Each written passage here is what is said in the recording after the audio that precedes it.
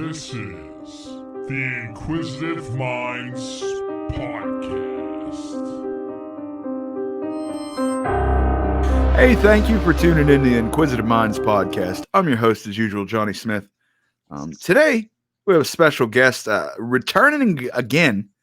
He calls himself a jackass of all trades and currently has his hand in stand-up comedy.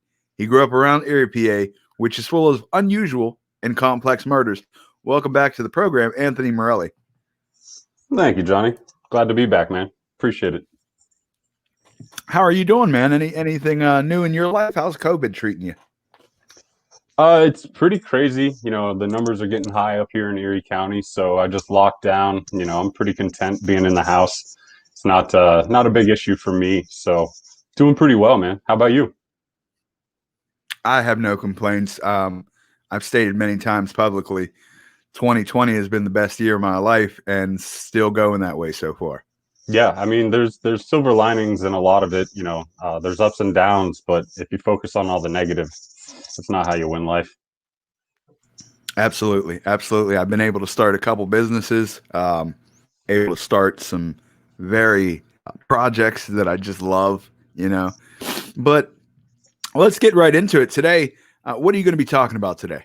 So we're going to talk about the pizza collar bomb murder of Brian Wells, essentially.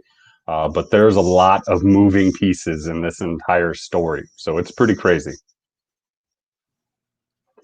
Okay. Now, for those of you that don't know, this happened in 2003 up in Erie. There was a man that robbed a bank, and he was wearing a collar that was attached to a bomb.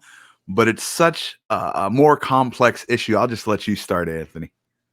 Yeah, so we'll just kind of go over the events of the actual day, August 28th, 2003. So Brian Wells is a pizza delivery guy. He works for Mamma Mia's Pizza down in Erie. It's a big staple. I grew up on Mamma Mia's Pizza. We had it all the time. So he was a delivery guy, and he got a call to deliver 2 pizzas. And he goes out into Summit Township, which is just above I-90. So he goes out there, but he doesn't go to a house. He actually goes to radio towers. So that's across from New Motors. So he goes into this field, and then that's where these people strap a collar bomb to his neck. So it's locked in on his neck, and then the bomb's actually on his chest. So I actually have a photo of it I can bring up here for the people. This is him sitting down. The collar bomb is underneath his shirt, but that's the most, famous picture of him right there. Yeah. So the actual T-shirt. And that's Brian Wells. Yeah, that's Brian Wells. And then the T-shirt over it was a homemade Guess shirt to try to hide the collar bomb. Homemade Guess. So someone just wrote Guess on it. They colored it in with black Sharpie. They couldn't go to a big and tall store. They just had to make their own. Hey, Morelli, it's called fashion. Look it up. I have no sense of fashion, so maybe I shouldn't critique. You know what? There's a good segue right here for fashion. Check out one of the Inquisitive Minds podcast shirts. I got to get me some in our Teespring store. Yeah, the episode will be in the description. We got some new designs going to bring up on screen. Shout out to the designer, Brianna Woodward, at Not a Damn Cheese on Instagram and all her social medias. She created these dope logos here. And then this Ouija board inspired design right here. Oh, so guys, check those out. If you're watching it on YouTube, check it out. Help support the podcast. Go ahead. I'm sorry, Anthony. Not a problem, man. I have no fashion sense, but some of that stuff looked really awesome. I think I might end up getting that hoodie here sometime soon. But first off, I'm calling bullshit. Because you say you have no fashion sense, yet you got that sweet American muscle mullet going, and you got those handlebars. It's a fucking clearly panty dropper. I don't want to hear about your no fashion sense. I'm peacocking right now. That ain't fashion, my friend.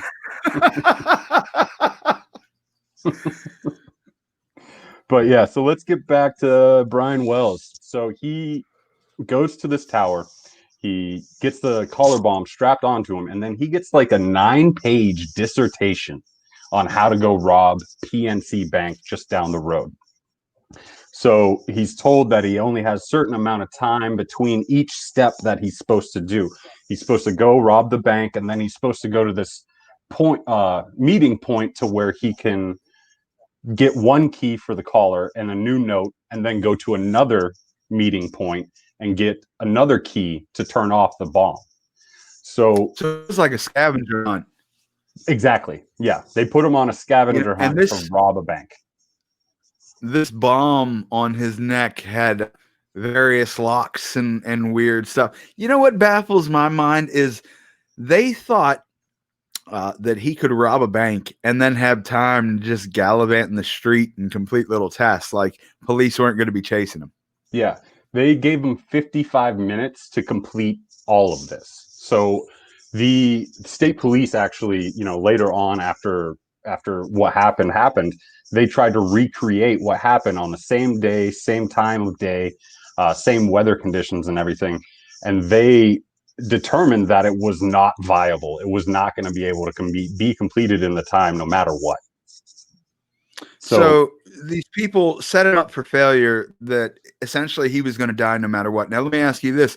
Do you legitimately think they wanted him to die no matter what, or do you think it was negligence on their inexperience to build those types of bombs? A little of both. I don't think they necessarily wanted him dead that day because of it, because they wanted their money. That's the only way they're getting it back, is if he comes back alive. So the original plan, and we'll get into it, but the original plan said that it was going to be a fake bomb. So somewhere within those last couple of days of preparation, they made it a real bomb. I don't know if that was to scare off the police more than it was to scare off Brian, or to keep Brian Wells scared. But yeah, in those last couple of days is when it actually became a live bomb decision. So there was a lot of negligence, because even though these people were deemed highly intelligent, they were also pretty fucking dumb. Okay. So I got to shout out to one of the sources that I'm aware of this from, is the 4-part documentary on Netflix, Evil Genius. This really elaborates on it. It was a fascinating story. My next question is, have you ever done an escape room?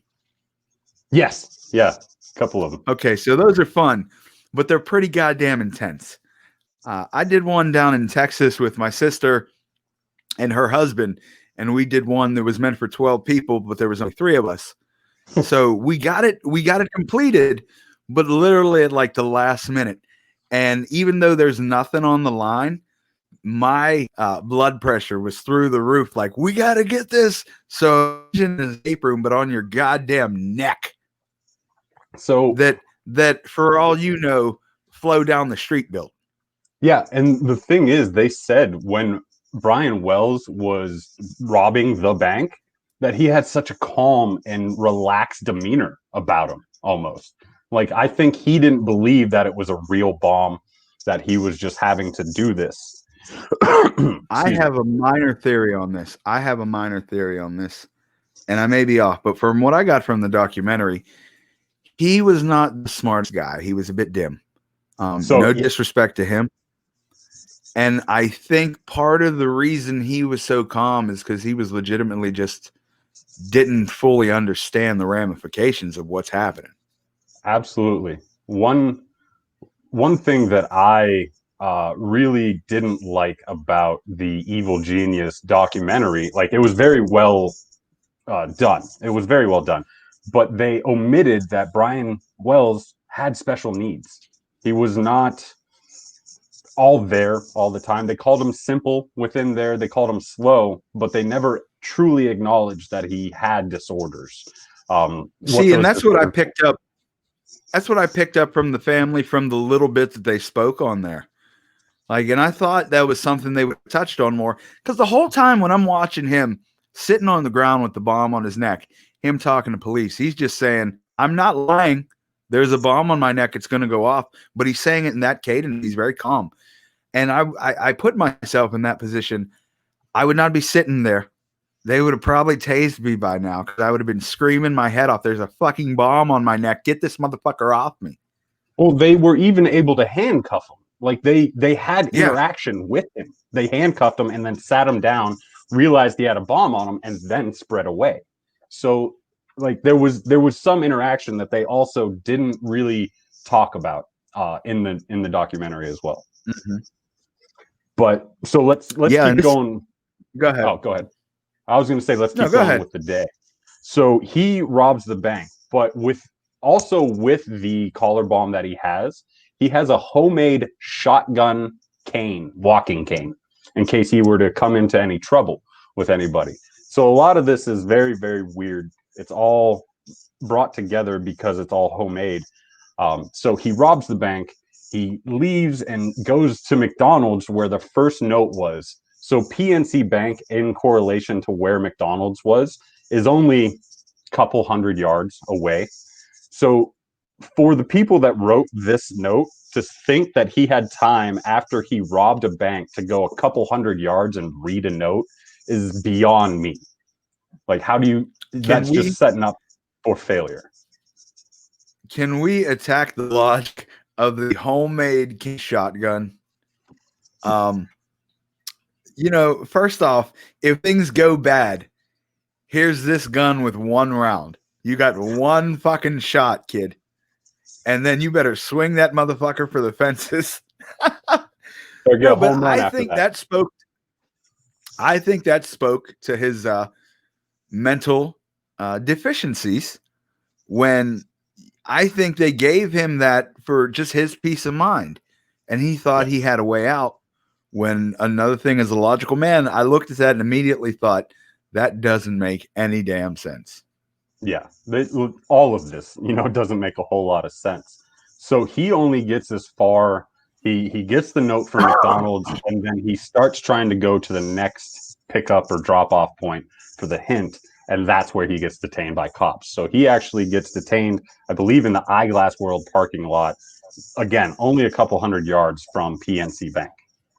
So from there, the cops handcuff him, and then he dies, explodes.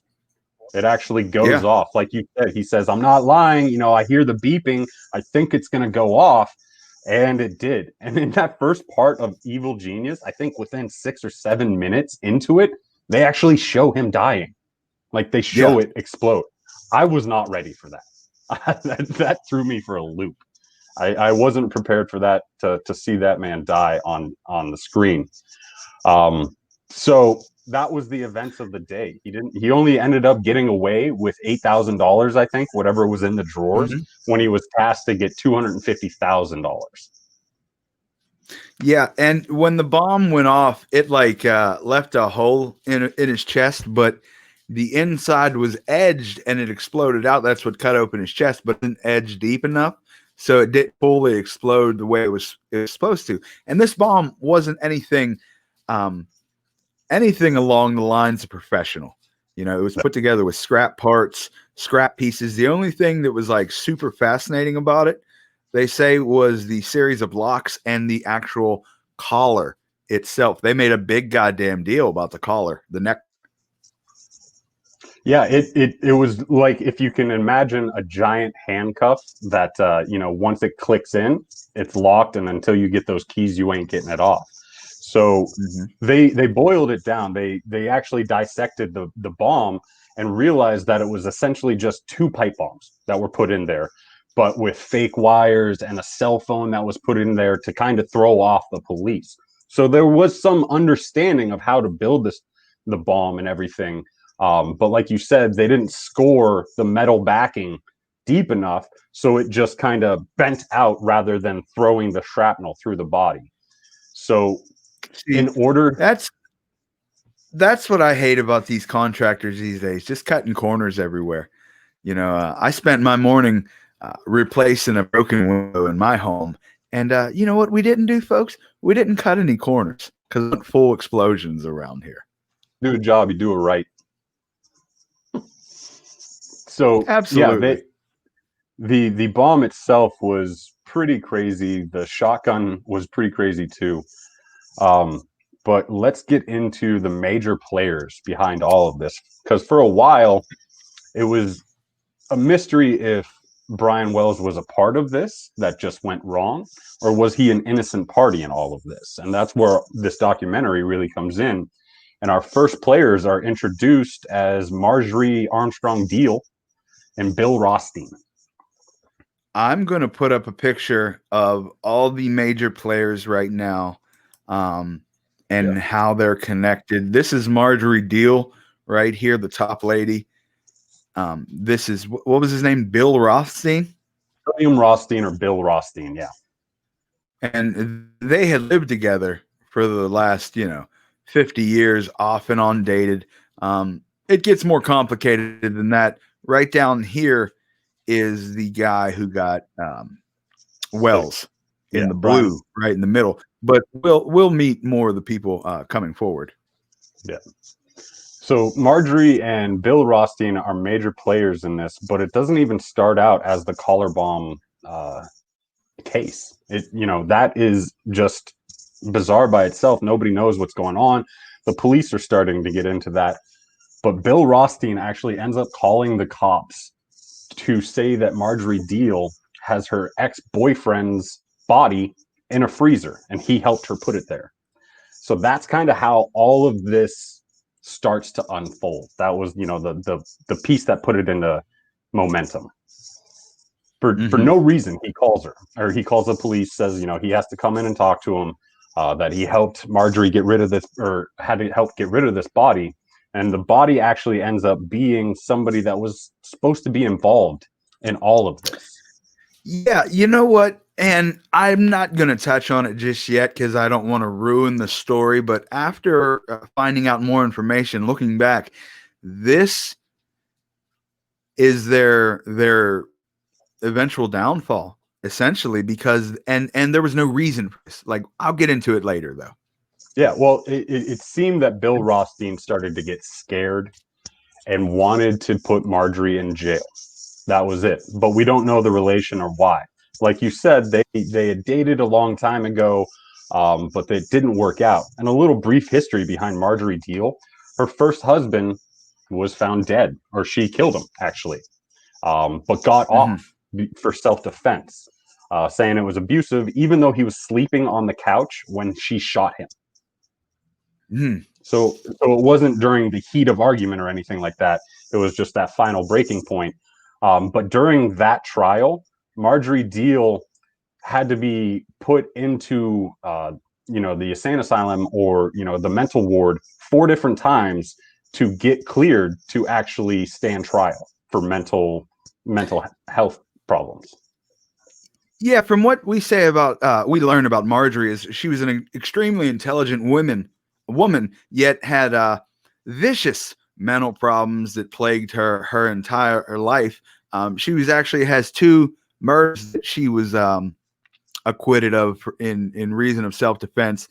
And I believe it was her first husband that had died, but that was ruled accidental. He had hit his head on a coffee table, if I'm correct. Yeah, maybe. But she had divulged into a woman who couldn't work, but thought highly of herself. She didn't work, but she was a hoarder. Essentially, her parents and the government took care of her. And it's to be said about the relationship between these two that they dated off and on. He may have been the only man that was in a relationship with her that ended up surviving, but it was like she had some type of mental hold on him.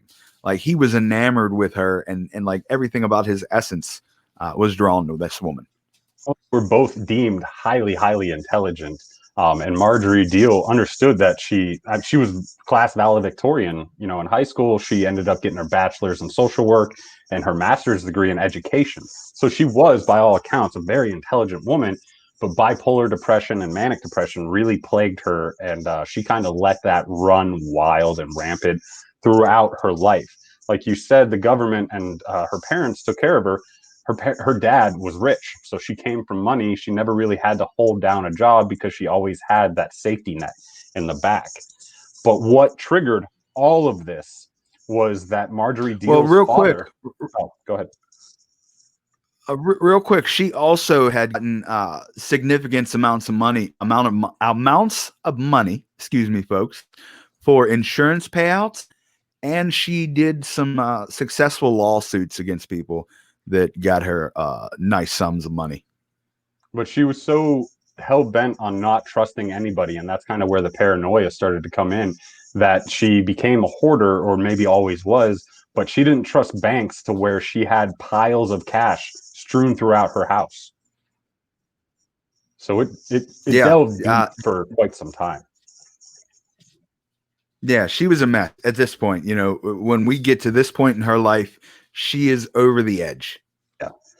Bill Rothstein was the same way, though. He was a big hoarder. He, you know, when they show walking through his house and everything, it's just what you would see on hoarders, just piles of stuff with only walkways to get through a house. You know, I never understood how people can live like that. I'm not a minimalist, but I'm very free with getting rid of stuff. Yeah. I can't have too much stuff piled up before I'm like, you know what, this needs to go. Like, I throw clothes away just because I'm like, maybe I have too many shirts. That's where the, you know, bipolar depression and the paranoia comes in, because everything starts to have sentimental value. Unfortunately, my grandma is a hoarder, so I understand how people can live like this. I've taken my grandma when I drove her down to Florida. You know, I took her in a hotel, and she wanted the piece of paper that had her driver's license copied on it, and then she wanted another piece of paper just because. And I was like, Grandma, we don't need this. And she would, you know, that triggered her to start snapping, actually. So it's a very deep problem that is just years of compoundment on top of it. Yeah, I don't know much about hoarding, so I can't really speak on the cause or any type of treatments. I just will say it is very unfortunate, and it is one of the very, I think, nastier illnesses. Yeah, it's very unfortunate. But to get back to the story a little bit, the reason this, I kind of think, all started is because Marjorie's father was going to cut her off, and she was not going to have that inflow of money. She was no longer going to be in the will. So she actually approached one of our main players. If you bring that picture up, it's the top left guy, Ken Barnes. And this is how it all gets started. Marjorie Deal jokingly approaches Ken about murdering her father for money. And then that's how all this starts transpiring. But another factor in this as well is Bill Rothstein. His family was loaded as well, but when his parents died, they left several houses, and he was the arbiter of the, you know, the process and everything. So the house that he had on Peach Street, where Marjorie Deal's ex-boyfriend's body was found, was his, but it was supposed to be sold so he could pay off some debts or something like that. And the exact amount that he was supposed to collect was $250,000. And that's the real weird instance, that the house was not valued at that at all. I don't remember the actual value of the house, but $250,000 was an astronomical asking price for that property, but he kept it at that purposely. I don't know if that was the stall or whatever he was doing, but he definitely kept it at that. Yeah. So yeah, he wanted to keep the house to himself because he was living there, but his family, you know, wanted to sell it and move around some things. So this is where it all kind of starts molding together. Now, in the story, when it unfolds, again, we talk about how if we know if Brian Wells is involved or not, and it keeps going back and forth. And so the day after he is murdered, another co-worker of his dies of accidental overdose. Robert Panetti, down in the bottom right-hand corner. Yeah. He dies of accidental overdose, quote unquote, the Sunday when he agreed to talk to police officers Monday. So he was supposed to go downtown, talk to the investigating officers on Monday about what was happening, and he was found in his apartment OD'd. Now, the rest of the story, he's never a unfortunately, yeah, that's it for him. Like, that's where we check out. We never find out what he may have knew. There's no resolution if he was killed or if he overdosed himself, what role he played in it. That's it for him. Yeah. So I think he was going to be the second guy if Brian Wells didn't work out, was my thoughts personally. Is there any evidence to that? None at all. But the way the story unfolded, that's where my mind went. I don't know. The theory that I came up with for that guy, because I don't know much about him, obviously, but just in his picture, he looks competent enough to be able to form a decent idea. And I could see him as being the man who lured or convinced Brian Wells to take part in that role. So we will find out that at the end. If you forget, watching the documentary, it's brought to full circle at the end. But I may have missed that then. Oh, it's a big part, man. It's a big part. I'm glad I get to tell you. So the next day, Robert Panetti dies, but things start going obscure. So Marjorie Deal's brought in to prison because Rothstein says ex-boyfriend's dead in the freezer, and he is. He was shot with a shotgun in a fetal position in a chest freezer. So now the questioning starts, what the heck's happening? What's their relationship? Where's Ken Barnes involved? And then this other guy, John Stockton, as well. They're all kind of like fishing buddies and friends. But they're all involved a little bit. So Rothstein and Deal actually are pretty much the masterminds behind of all of this.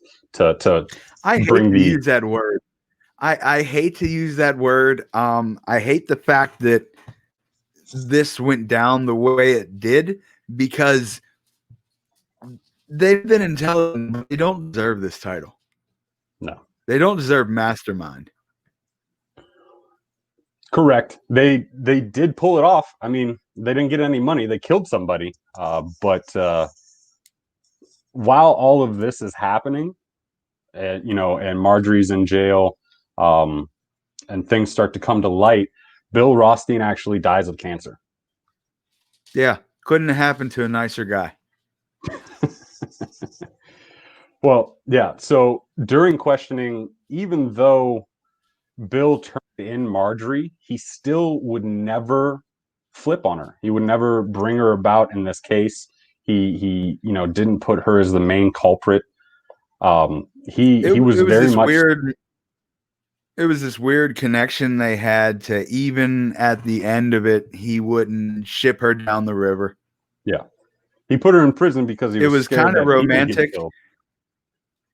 Yeah, it was kind of romantic in the most backwoods, stupid fucking group of people, hillbilly type of way.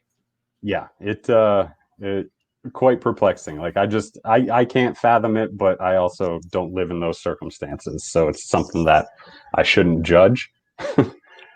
So by the way, shout out to Pax and Cranberry Rise for the personalized Inquisitive Minds vape.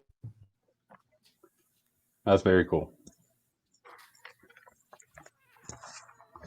So kind of what brings about all of this is a journalist gets involved and starts contacting Marjorie himself because he's interested in this case. This case made international news.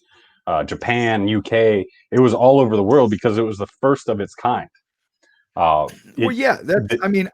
remember the story. I didn't remember that it was from Erie, honestly. I just remembered a guy with a bomb around his neck. Like, that's wild. Who ever thought of that? Yeah. So the day of actually is kind of how it like impacted us a little bit. Is if you look in the documentary and pause it in the first episode at like 6 minutes and 30 seconds, you'll see traffic backed up on Peach Street and everything. One of my friends who's also a comic, Eric Bachman, he's like, if you pause it at 6:36, you'll see a blue van with a bunch of kids in it. That was us. We were stuck on Peach Street that day while the bomb squad was checking everything out. And then there you go. Finally credit for him. Yeah. And then my mom was actually going to meet my grandfather at a restaurant right across from everything, I think at Texas Roadhouse, and ended up traffic was backed up so far that they both just ended up turning around, because this was before cell phones were super prevalent. And they went home and had to call each other and be like, what the hell? I couldn't get up there. Could you get up there? Were you waiting for me? So it impacted If that's everybody. not a Pennsylvania statement, I've never heard one. Well, couldn't make my meeting at the Texas Roadhouse today. Damn traffic. Damn it, Ma. Yeah. So it had weird ripples throughout. One of Marjorie Deal's lawyers was actually a friend of mine's mother. So growing up out in Mill Village, she worked the case. She still has tons of letters that were sent to her from Marjorie. And then the lead investigator of the Pennsylvania State Police, one of the first responders on there, his name's Ron Morgan. He's showcased in the first episode. He actually was the host at Junior's Last Laugh when I featured. Oh, first off, congrats for that. That's pretty dope. But I love when you come on and you have these personal connections with the story. Yeah, super weird how much this crap goes on around us, and like how so interrelated it all can be, because Erie's such a small, big town. I mean, there's honest, more. Erie's a bit of a shithole. Hey man, we're improving. I think we're trying, anyways. I don't Erie. I'll raise myself here. I love being outdoors, but Pittsburgh definitely smacks the shit out of Erie. Pittsburgh's a shithole too, if we're being honest. Aren't all cities though? Pittsburgh, do better. Get your life together, Pittsburgh. What the fuck are you doing? Getting ready for winter. We're in winter. And you know what? Furthermore, everybody from Pennsylvania, every time it snows, acts like they forget how to drive in the fucking snow. Again, you guys need to pull it the fuck together. Erie is the absolute worst for that. It's like, oh, the snow came down. I guess we get to do whatever the fuck we want now. Bro, I seen people out in Mustangs in this fucking snow and Corvettes, and I'm like, what the fuck is wrong with you? Oh yeah, we have Penn State Barron right by us, so we have a lot of international students come in, and they got some money. So I've seen Maseratis on there. I've seen Lambos flying around in the snow, and I'm like, what the fuck are you doing? Uber, man, just Uber. Yeah, it's so much easier. Let us kill those. But so this all happens in 2003. Oh, go ahead, man. No, just getting back to the story, like after the ripple, and she's in jail, he's dead. Where do we start getting information from? So it was Rothstein. He was free on bail actually during all of this because of his involvement in helping the police get Marjorie, essentially. So that's where it starts, but then they start finding, little bits and pieces like Ken Barnes, John Stockton, their roommates, they get involved. So they get interviewed. And they have a real shallow story. They don't really say a whole lot. Oh, by the way, the roommate, he was wanted for rape. Yeah. So like just keeping real good people around you. Have a strong circle. And Ken Barnes even admits that he was high all day every day, and the only thing that while he was in prison, the only thing that he missed was the bars and drugs and street whores. So he appreciates being. Let's not judge him too harsh for being high every day. Oh yeah, well, a crack high is different. Let's just fucking relax, okay? Crack high and meth high are a little bit different than a medical marijuana high, but who's the judge, Let's go to Oregon. Fuck it, everything. If this would have happened in Oregon, not a problem at all. Shout out to Oregon. Y'all are dope. Closest I've been to Seattle. I know it's a different state, but you fucking same weird people. Yeah. I would like to go to Eugene someday, but we'll wait a little bit longer for that. Yeah, I'd say let's hold off a little bit on traveling just for a couple more months. At least, till that herd immunity is reached, apparently. Yeah. So in 2005, so this is 2 years after everything's happened, they actually interview Stockton.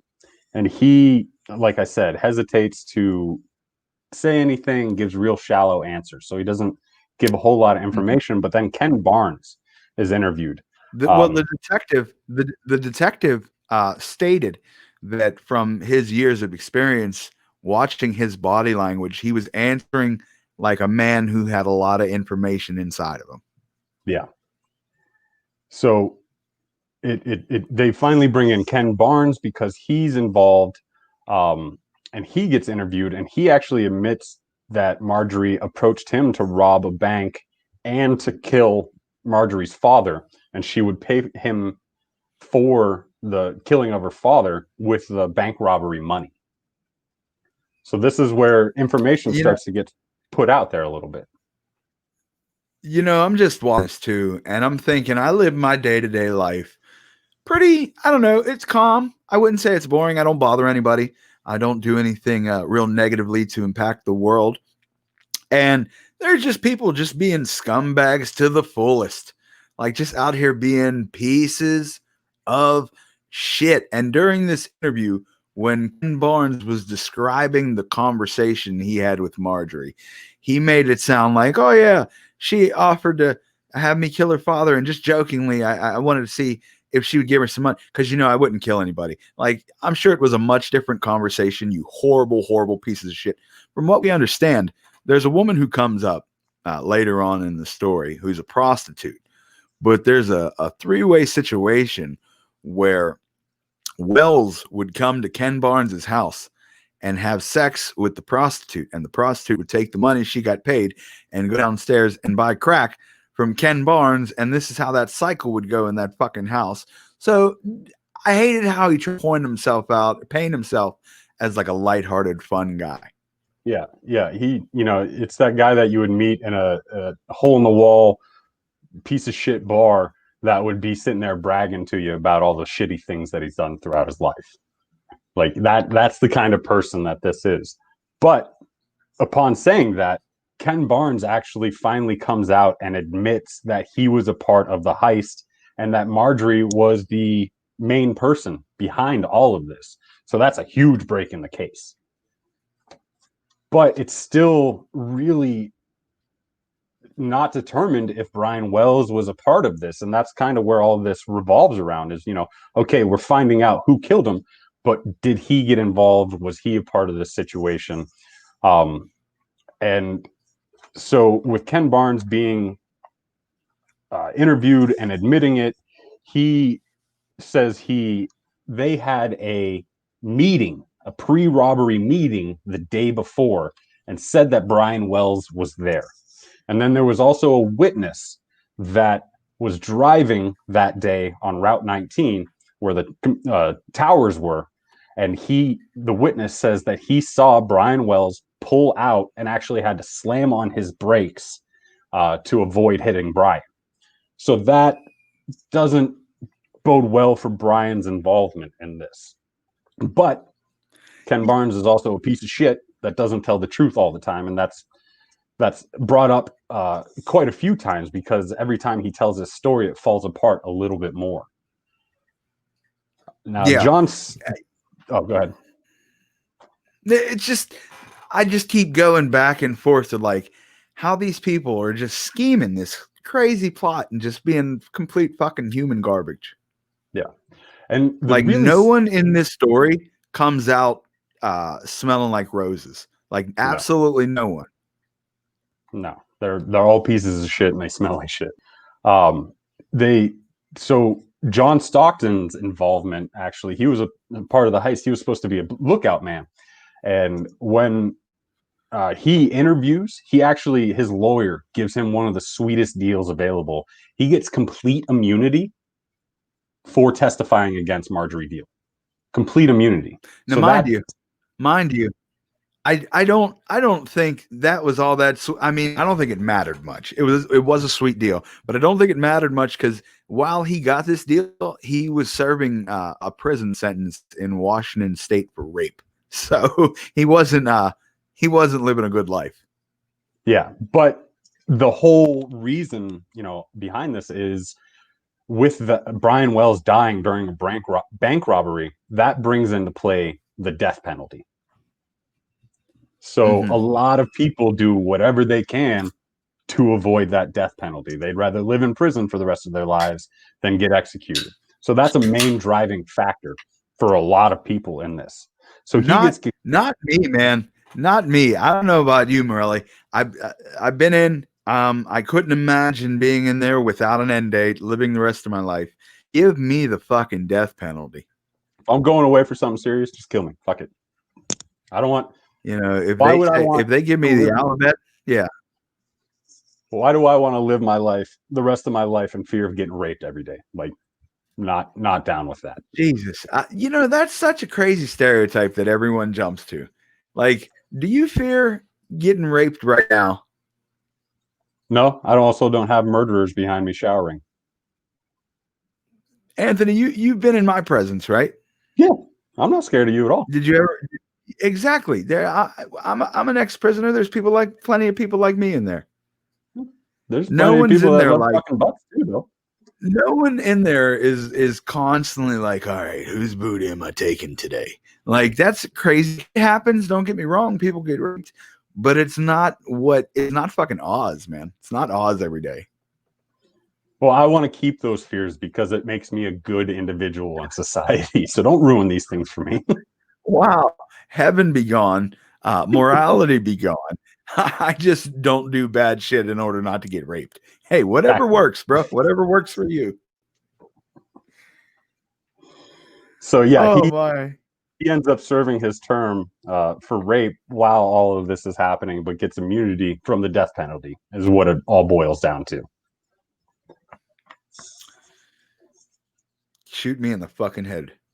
Yeah, take me out. So Kent, so it is established that Marjorie, Bill Rothstein, John Stockton, and Ken Barnes are all involved in this. And the way Ken tells it and the way John tells the depiction is when Brian Wells, so they order pizza. They go to the Shell station. Bill Rothstein, Ken Barnes, and Marjorie Deal go to the Shell station, order the pizza, and then they all go to the tower site and wait for them there. So all four are there.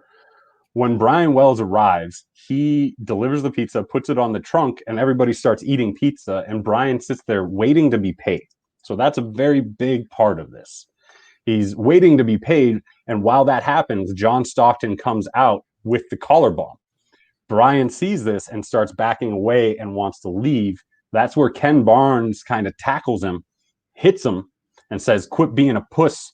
And then Marjorie and John Stockton put the collar bomb on Brian and give him the directions. While all of this is happening, Bill Rothstein also shoots the gun in the air to kind of tell, this is very serious shit. So John Stockton actually feels really bad about this, supposedly, and starts walking away because he feels bad and wants to get away. During which he admits he thought he was going to get shot in the back by Bill Rothstein. And he was like, "I'm a rapist. I'm in the middle of nowhere. Nobody would even give a shit if I was killed back here," which maybe. Yeah, no, fair enough. And the fact that everyone was so fucking nonchalant in this situation discussing it, like Ken Barnes, when he said it, he said, I kind of slapped him around and told him quit being a pussy. But he was a violent idiot, a violent lunatic. And then the other guy is just so cavalier. It's like, I'm a sex offender. Who cares if I live or die? Like, bro, stop fucking raping people. You would think that would be simple enough.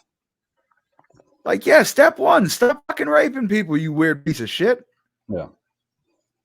So it's still undetermined if Brian Wells was involved or if he wasn't. It's still there's this back and forth. Well, there was a witness that saw him leaving the pre-robbery meeting.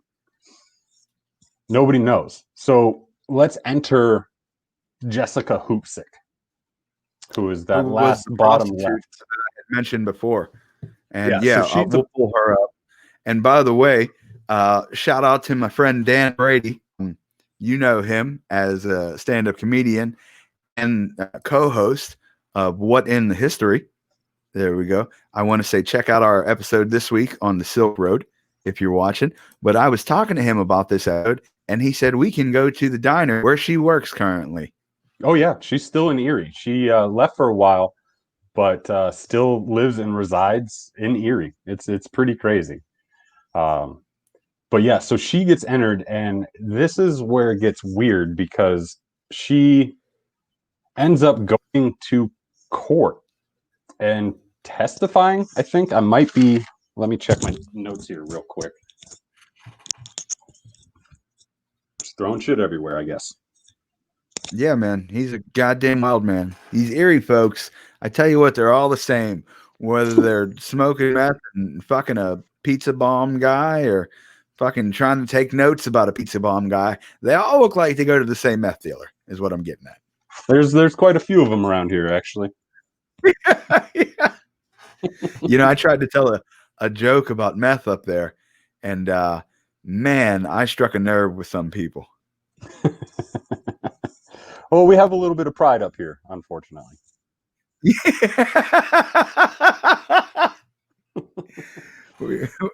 we got the good meth up here.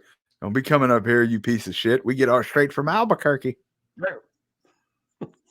So Jessica Hoopsit actually takes the stand during the trial against Marjorie Deal, but she only says that she heard Ken Barnes and a couple of guys and a female talking about the bank robbery, and that's it. So this journalist actually tries to run and get her after the trial, and says, hey, you know, I'd like to interview about this. Can we meet up? And she agrees to meet with him 6 o'clock later that evening, but never shows. So she just kind of vanishes. But then into the wind. Yeah.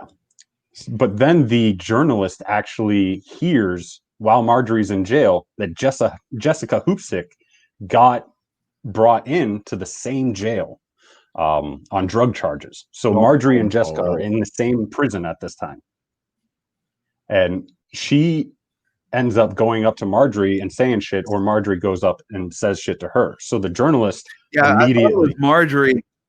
I thought it was Marjorie, like, wanted to kill this woman and whatnot and was trying to, you know, hurt her or what have you.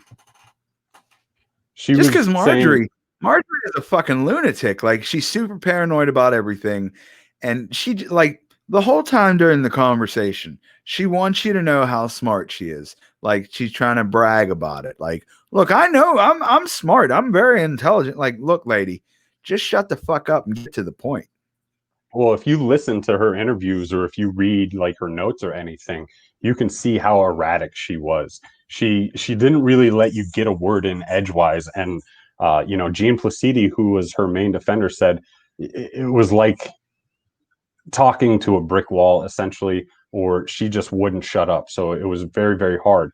The original lawyer in her first case where she, you know, her husband hit her head or whatever, said that she was his living hell on earth, trying to work with her and everything. What I didn't understand too is these people got a rap, or especially Erie, as being such an intelligent woman. She's so smart. Like, we fucking get it. But when I heard her talk, I didn't get any real genuine intelligence from her.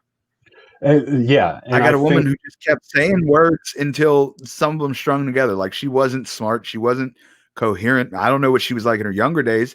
I guess I feel like these idiots got together and got a plan and got lucky. And a lot of it, some of it was due to like that police not communicating with other agencies properly. Some of that had shit to do with it. Just a bunch of fucking idiots that were flaky. So they got lucky, I think, because listening to Marjorie, I didn't hear her as intelligent at all. And really, if you look at this, if that collar bomb didn't explode and kill Brian Wells, this would have never made national, international news. That it would have been a bunch of idiots trying to rob a bank. And once Brian Wells was caught, he would have just taken them right to Rothstein or Marjorie Deal or whatever. So it like you said, there's not a lot of intelligence shown, but it is documented throughout her life that she was intelligent. But I think the paranoia, the bipolar, going untreated and unchecked, just manipulated her own mind into this crazy evil bitch. At what point, though, does it become she was intelligent? She no longer is. You know what I mean? Yeah, that's the hard part. They say often that depression or insanity essentially is linked quite a bit to high intelligence. So that, where do you draw the line on that? Yeah, she was smart, but she was also crazy and a fucking psycho. So how many people have died around her prior to this? So you can call somebody intelligent, like Adolf Hitler. He was intelligent, but he was also the biggest piece of shit on this entire planet. Yeah, but I think there's a difference there too. Not here. This is week 3 where I've said something positive about the Nazis. God damn it. No, seriously, like it's ridiculous at this point. But I think there's a stark difference there because he was intelligent. Yes, he was a piece of shit and he was crazy for his specific beliefs about, eugenics and superior race and shit. But his intelligence, you could prove it. Look what he accomplished. Look what he was able to do. He inspired people. He learned how to speak, how to do all that. When they say she was intelligent, maybe she scored good on some tests, but she no longer had that intelligence anymore. Well, the manipulation of that intelligence, I think, or being able to manipulate dumber people around her is why she was viewed as intelligent, because she could take simple folk. I hate to interject again. But it's like being the tallest little person or the tallest jockey. Like, yeah, we get it, dude. You tower over everyone else at 5'2", still fucking 5'2". Yeah. Like, I just hate the way she was painted because, yeah, she was able to manipulate some dim-witted idiots, some real pieces of shit people who were influenced by drugs out of their minds. But when it came to anyone with any normal base level of intelligence, she wasn't able to manipulate anyone. The only thing she was able to do is hold information. That was her only thing she was good at, was knowing what to say and what not to say. It wasn't like she was able to manipulate the journalists. Everyone that talked to her knew she was full of shit. Yeah. Yeah, you're exactly right. There's intelligence, but then there's also how you apply that intelligence. And I think that was the piece that was missing for her. So, Jessica Hoopsick, let's get back to her. She's in prison. She's with Marjorie Deal. Marjorie Deal approaches her with some friends and essentially like corners her and threatens to kill her. It's like, listen, you bitch, I'm going to kill you, whatever. So that actually makes Jessica Hoopsick say to Trey, the journalist that's been doing this for 10 years now. I think Jessica Hoopsick's interview happened 2010, so maybe 7 years afterwards. But that's when he gets to sit down with her. She sits down with him and tells Trey that she knows what happened and if Brian Wells is involved or not. And what she goes on to say is that Ken Barnes approached her. So Jessica Hoopsick approached Jessica Hoopsick to go out and find them somebody easy to manipulate, or some dummy or a gopher, I think is what they used, to do this bank robbery for her. And they offered her. That was Yeah. Okay. So they offered that was her the $5,000 part I missed. to do that. That was the absolute end of the last episode. I watched that this morning just to kind of refresh on it. So here I am, messed up my little green screen shit. I thought you were just outside chilling on a brick wall, man. Yeah, no, I'm at the Comedy Cellar. Whatever, that works. Fuck it. It's a DIY green screen. We're improving the production over here slowly but surely, folks.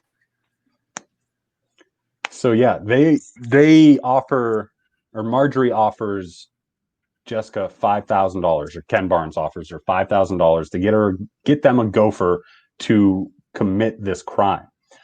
She said she had been high for 3 days, and then she asked Ken Barnes for $1,500, and she would give him a name, and that's when that's when she gave Brian's name. I don't know if I was in the bathroom or what when I missed that part. That's crazy. Yeah, so she comes out. She was involved. She helped set this up, but that that was her minimal part. But she doesn't really serve any jail time for this. The craziest part about this, she starts the interview off saying, "I can't believe I did something like this to somebody I cared about," and admits that even though Brian Wells and her relationship started out as prostitution, it evolved into something a little bit more. Friends with benefits, not a boyfriend-girlfriend type of relationship, but they would go grocery shopping together and stuff like that. And then Jessica goes on to admit that she was hanging out with Brian the day before the bank robbery, and she hung out with him from like noon to 1:30 or 2 o'clock, and he had to work at 4. So there really wasn't time for him to go to this pre-robbery meeting. Little bit of a end spoiler alert too. It said she had a baby fairly recently after that, and she believed Brian Wells to be the father. Yeah, it said, and they said resemblance.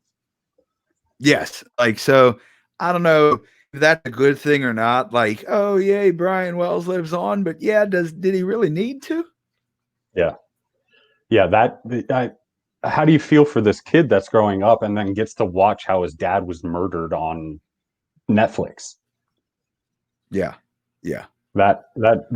So still in Erie, like you said, she still resides in Erie. You can go to, pre-COVID, you could go to whatever restaurant she was working at and get served by her. So it's still within the community. Yeah. And the wild part is no one was ever charged for his death either. No. So they still said that he was involved. And that's why Marjorie Deal went to her grave. She died in 2017 of cancer. And she went to her grave still not admitting that Brian Wells had no part of this, because she was fearful of the death penalty. And that's what everybody was fearful of too. That's why she said that nobody would turn on her, because everybody was afraid of the death penalty. But because it was ruled that Brian was an unwilling accomplice, they couldn't, under federal law, they couldn't go after the death penalty. Yeah, they said they put him as unindicted accomplice on the paperwork. Yeah, is how they put it. It's a very fascinating story, that goes so much deeper than what you would think. And it's just a story about a group of horrible fucking people, man. Yeah, exactly. Just the shittiest people of Erie getting together and thinking that they can do something on a grand scale. And there's a lot of interviews with this lady. She's just miserable. She's an unpleasant person. I don't like anything about her. I don't know what happened to Ken Barnes in the end. He lived his life. I think he's still in prison, but he's in prison for life for sure. I don't know if he's still alive. A documentary aired, I think, a year or two ago. I don't know if anything has happened since then, but as of 2 or 3 years ago, he was alive and enjoyed prison. Yeah, because he was sober. And all that shit. Well, good for him for getting sober. Fucking piece of shit. Well, Anthony, hey, thank you for coming on and talking about the Erie Pizza Bomber. That was a fascinating tale, and the only one of its kind that I know of right now. Yeah, absolutely. It's the only one. I would like to think with actual intelligent people, they could have been more successful with either the robbery or the bomb itself. Yeah. I mean, the bomb itself is pretty neat in the aspect that, how intricate it was and how it was homemade, but it was also very dumb. Yeah, and I just want to add a quick note that they cared more about the collar than they did the body. They ended up cutting his head off to remove the collar in order to preserve it. Yeah, that day they actually decapitated Brian Wells after he was murdered. not too long afterwards. Yeah. Wow. Well, Anthony Morelli, again, thank you. Right now, promo time. Where do people find? Off Constantly Comedy on Facebook or Instagram or Twitter. Twitter's probably the most fun that you'll get to find me. But once COVID releases its grip on this world, I do a lot of stuff with Voodoo Brewery, and they actually just signed a franchise tag to where they're opening a location in Denver and Las Vegas. But locally, we have Meadville, their production facility, and I do shows up in Erie as well at their Erie facility. Oh, well, that's cool. I had no idea. Congrats to them. Big shout out to them. Voodoo Brewery, man, they're dope. They got some good ass beers. Yeah, check him out, guys. Check him out at Off Constantly Comedy. I've worked with him before. I've seen some of his shows outside of that. Dude, great job up there. Funny guy. Thank you for coming in. Hey, guys, you know where to find us. Other than that, I hope you enjoyed the episode. We'll be back next week. Appreciate it, Peace man. and love. All right.